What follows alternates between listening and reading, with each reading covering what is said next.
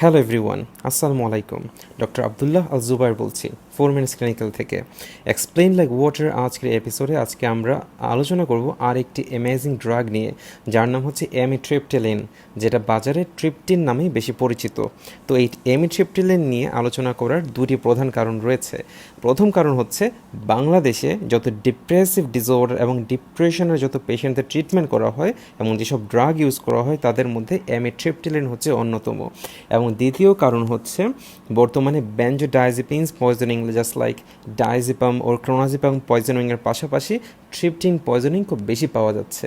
তো আজকে আমরা জানবো অ্যামিট্রিপটিলিন আমরা কোথায় কোথায় ইউজ করতে পারবো, এর সাইড এফেক্টগুলো কী, এবং এর যদি ওভারডোজ হয় তাহলে এর একটি ইন্টারেস্টিং একটি ম্যানেজমেন্ট আছে। তো চলুন শিখে নেওয়া যাক।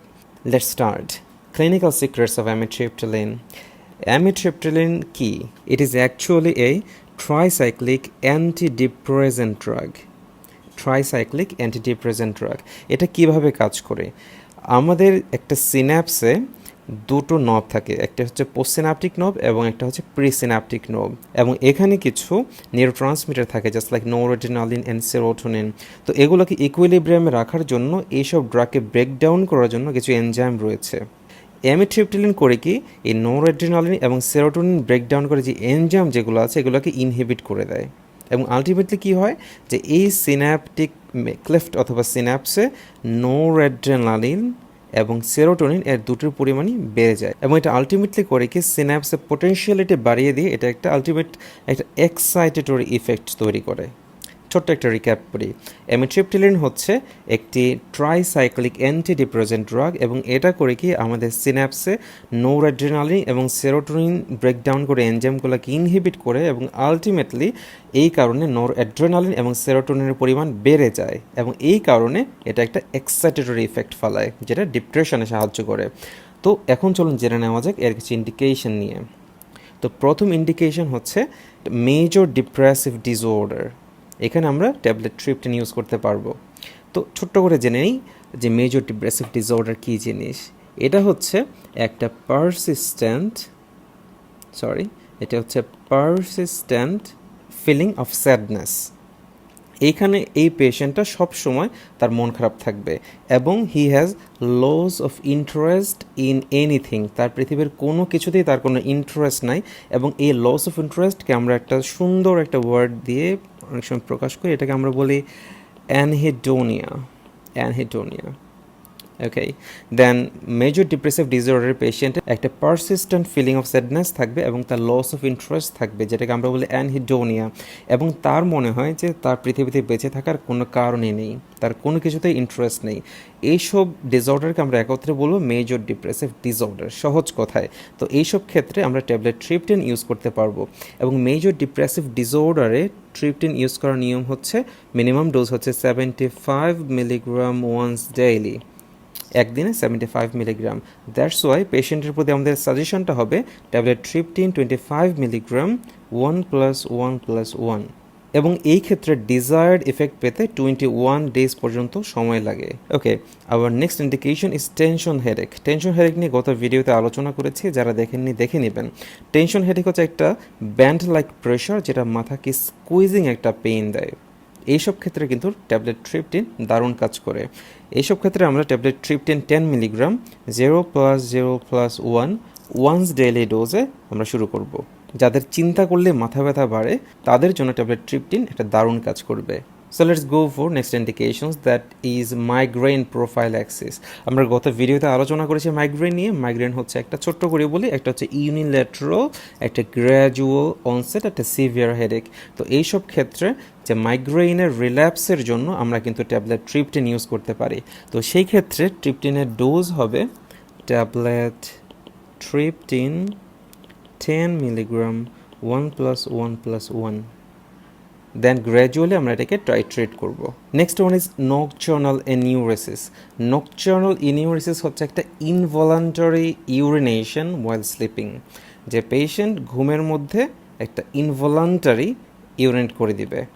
তো 12 বছরের নিচে যেসব বাচ্চা রয়েছে যাদের এই নকচার্নাল এনিউরেসিস যাদের সমস্যা আছে তাদের ক্ষেত্রে কিন্তু আমরা ট্যাবলেট ট্রিপটিন ইউজ করতে পারি। Tablet ট্রিপটিন, sorry for the bad hand writing.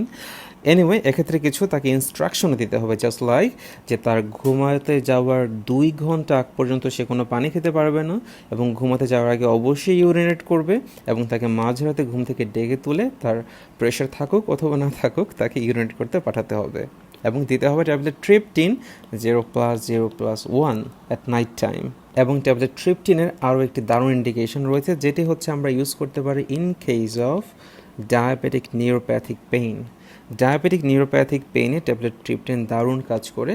তো সেই ক্ষেত্রে ট্যাবলেট ট্রিপটিনের ডোজ হবে ট্যাবলেট ট্রিপটিন 25 মিলিগ্রাম 1/2+0+1। আশা করি বুঝতে পেরেছেন। তো মাইগ্রেন প্রোফাইল্যাক্সিসে ট্যাবলেট ট্রিপটিনের ডোজ হবে to prevent relapse tablet Triptin 10 milligram 1+1+1 in case of nocturnal enuresis, Triptin 001 in case of diabetic neuropathy, tablet Triptin 1/2+0+1. So let's go for some side effects যে ট্রিপটিন কী কী side effect করে। তো আমরা আগে জেনেছি যে ট্রিপটিন করে কি আমাদের যে সিনাপটিক ক্লেফটে নোরঅ্যাড্রিনালিন এবং সেরোটোনিন ব্রেকডাউন করে এনজাইমগুলোকে ইনহিবিট করে দেয়, দ্যাটস ওয়াই দুটোর পরিমাণ বেড়ে যায়। এবং মনে রাখবেন যে নোরঅ্যাড্রিনালিন যেহেতু বেড়ে গেছে দ্যাট মিনস এসিটাইলকোলিন কমে যাবে। আর এসিটাইলকোলিনের কাজ হচ্ছে আমাদের বডিতে সমস্ত সিক্রেশনে হেল্প করা হেল্প করা এবং মোটিলিটি বাড়ানো। তো কী কী সিক্রেশনে হেল্প করে? জাস্ট লাইক আমাদের চোখে ল্যাক্রিমেশনে হেল্প করে, আমাদের মুখে স্যালাইভেশনে হেল্প করে, আমাদের মোটিলিটি বাড়ায় যেহেতু দ্যাটস ওয়াই এটা আমাদের গাটে পেরিস্টালসিসে হেল্প করে। তো যদি এসিটাইলকোলিন যদি কমে যায় তাহলে সাইড এফেক্টগুলো বুঝতেই পারছেন কী হবে, যে তার মুখ স্যালাইভেশন হবে না, that means dry mouth, lacrimation হবে না, that means dry eye, motility কম হবে, দ্যাট মিন্স কনস্টিপেশন। এছাড়াও হায়ার ডোজে ট্রিপটিন ইউজ করলে ব্র্যাডিকার্ডিয়া হতে পারে, একই সাথে ইউরিনারি রিটেনশন এবং কনফিউশনও হতে পারে। তো সাইড এফেক্টগুলো কী হবে? Dry mouth, dry eye, constipation, bradycardia, urinary retention and confusion.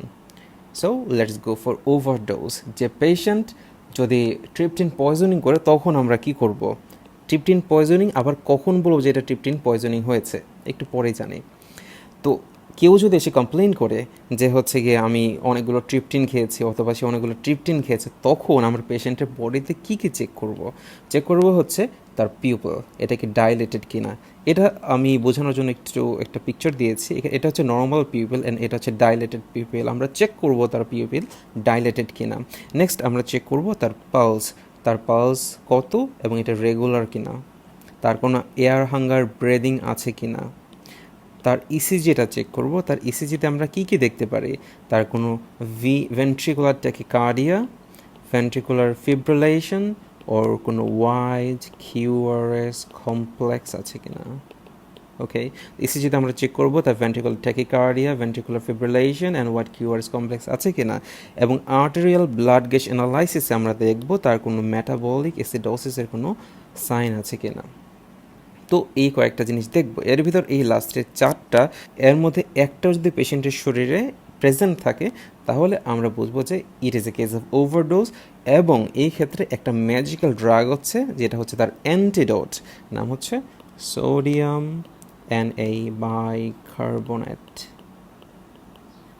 Bicarbonate 7.5% infusion.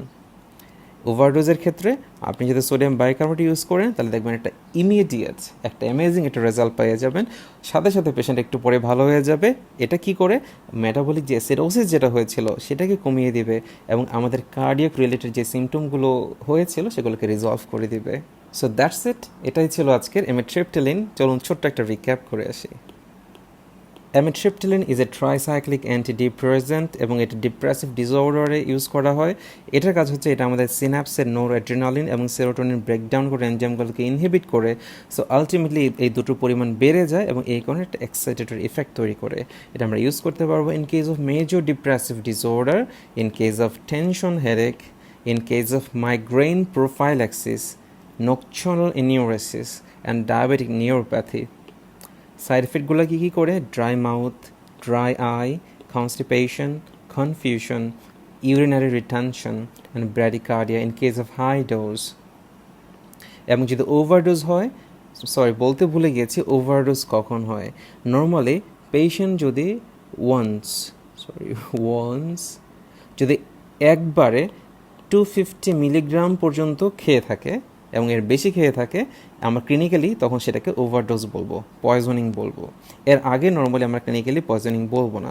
তো পেশেন্ট যদি একেবারে একটা সেটিংয়ে 250 মিলিগ্রাম খেয়ে থাকে, then we may call it এই ট্রিপটেন ওভারডোজ। এবং এই ক্ষেত্রে আমরা এই সাইনগুলো দেখব যে এগুলো আছে কিনা, যে তার পিপল ডাইলেটেড কিনা, এবং এই সাইনগুলো দেখব আছে কিনা। যদি থাকে তখন আমরা তাকে দেবো একটা ম্যাজিক্যাল ড্রাগ, এটা অ্যান্টিডোট, সোডিয়াম বাইকার্বনেট 7.5%, দিলে একটা অ্যামেজিং এফেক্ট সাথে সাথেই দেখা যাবে।